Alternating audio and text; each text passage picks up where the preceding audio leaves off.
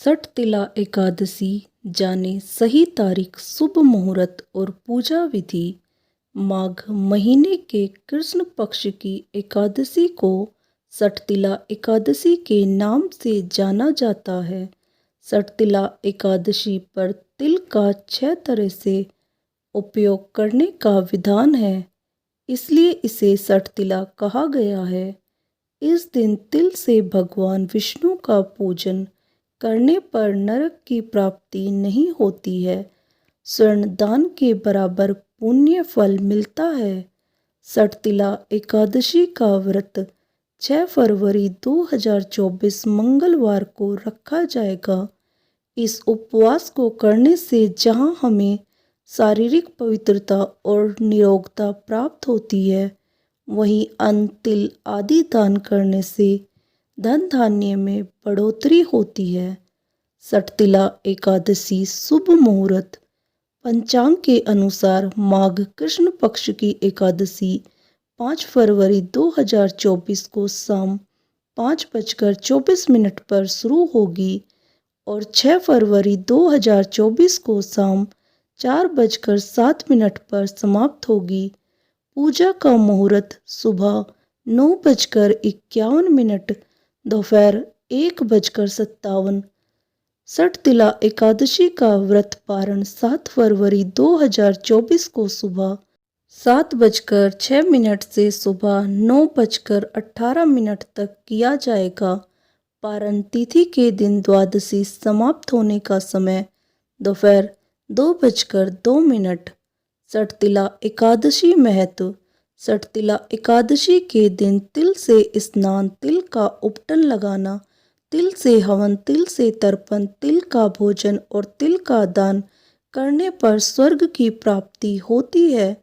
जीवन में प्रगति के लिए इस दिन स्नान के पानी में थोड़ा सा गंगा जल और कुछ तिल के दाने मिलाकर स्नान करें।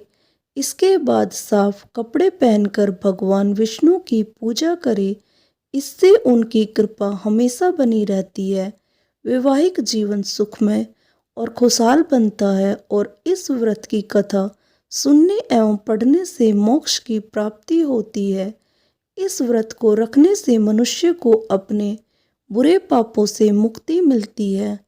इस व्रत को रखने से जीवन में सुख समृद्धि आती है। सठतिला एकादशी की व्रत कथा। प्रचलित कथाओं के अनुसार एक नगर में एक ब्राह्मणी निवास करती थी।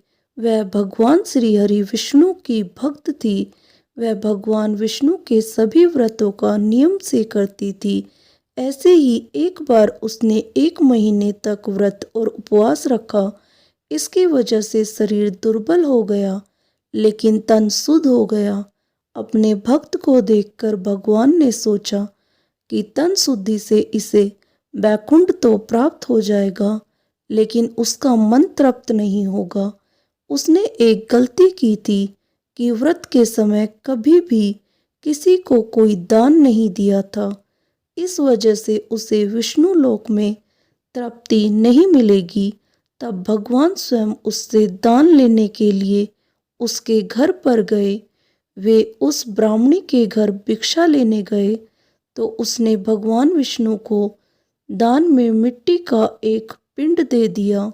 श्री हरि वहां से चले गए। कुछ समय बाद ब्राह्मणी का निधन हो गया और वह विष्णु लोक पहुंच गई। उसे वहां पर रहने के लिए एक कुटिया मिली, जिसमें कुछ भी नहीं था सिवाय एक आम के पेड़ के। उसने पूछा कि इतना व्रत करने का क्या लाभ। उसे यहाँ पर खाली कुटिया और आम का पेड़ मिला है।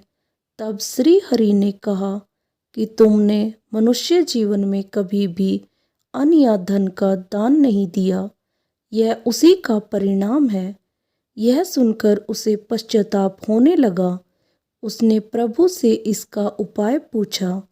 तब भगवान विष्णु ने कहा कि जब देव कन्याएं तुमसे मिलने आए तो तुम उनसे सठतिला एकादशी व्रत करने की विधि पूछना। जब तक वे इसके बारे में बता ना दे, तब तक तुम कुटिया का द्वार मत खोलना। भगवान विष्णु के बताए अनुसार ही उस ब्राह्मणी ने किया। देव कन्याओं से विधि जानने के बाद उसने भी सठतिला एकादशी व्रत किया। उस व्रत के प्रभाव से उसकी कुटिया सभी आवश्यक वस्तुओं, धन धान्य आदि से भर गई। वह भी रूपवती हो गई। भगवान विष्णु ने नारद जी को सठतिला एकादशी व्रत की महिमा इस प्रकार सुनाई। सठतिला एकादशी के दिन तिल का दान करने से सौभाग्य बढ़ता है और दरिद्रता दूर होती है।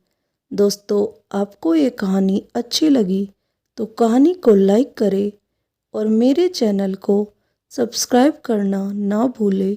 धन्यवाद। राधे राधे।